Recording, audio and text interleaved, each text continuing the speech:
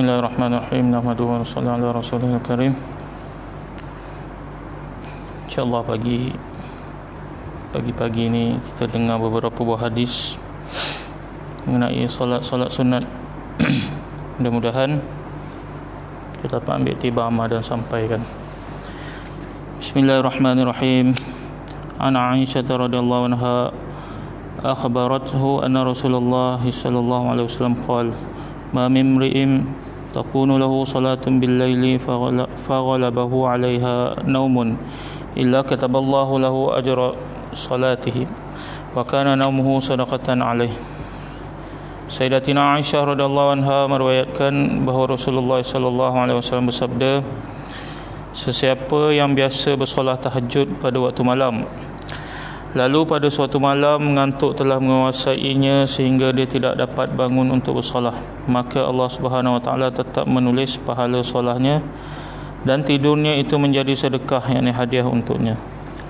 Sayyidatina Aisyah radhiyallahu anha meriwayatkan bahawa Rasulullah sallallahu alaihi wasallam bersabda, sesiapa yang biasa bersolat tahajud pada waktu malam, lalu pada suatu malam mengantuk telah menguasainya sehingga dia tidak dapat bangun untuk bersolat, maka Allah Subhanahu Wa Taala tetap menulis pahala solatnya dan tidurnya itu menjadi sedekah, yakni hadiah untuknya.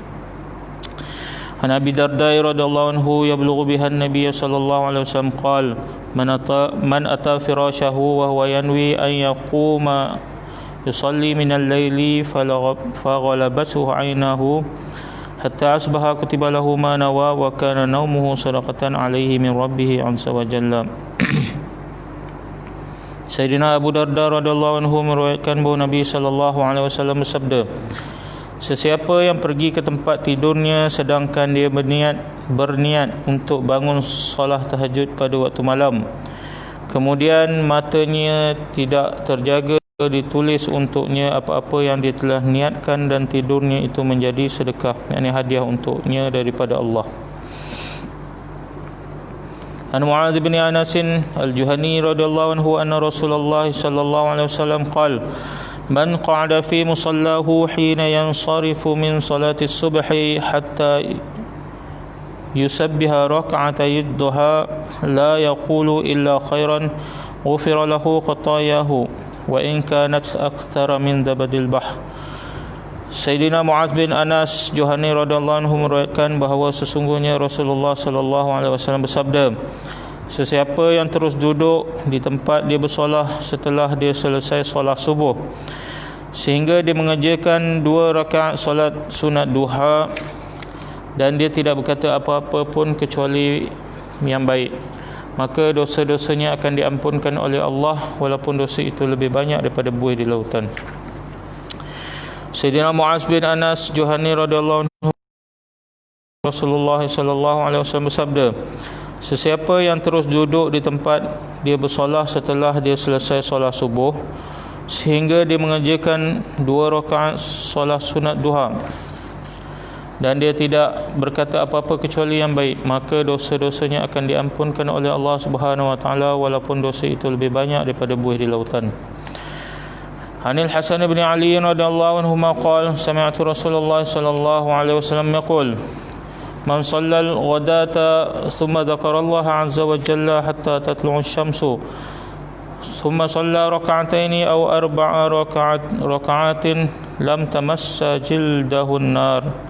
Sayyidina Hasan bin Ali radhiyallahu anhu berkata bahawa beliau mendengar Rasulullah sallallahu alaihi wasallam bersabda, sesiapa yang menunaikan solat subuh kemudian dia berzikir kepada Allah sehingga terbit matahari, kemudian dia menunaikan 2 atau 4 rakaat solat isyraq, maka kulitnya pun tidak akan disentuh oleh api neraka.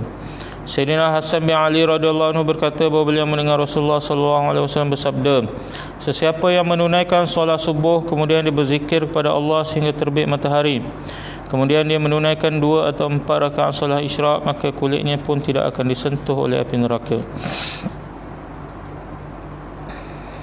An Anas radhiyallahu anhu qala Rasulullah sallallahu alaihi wasallam man shalla al-fajr fi jama'atin thumma qa'ada yadhkurullaha hatta tatlu'a asy-syamsu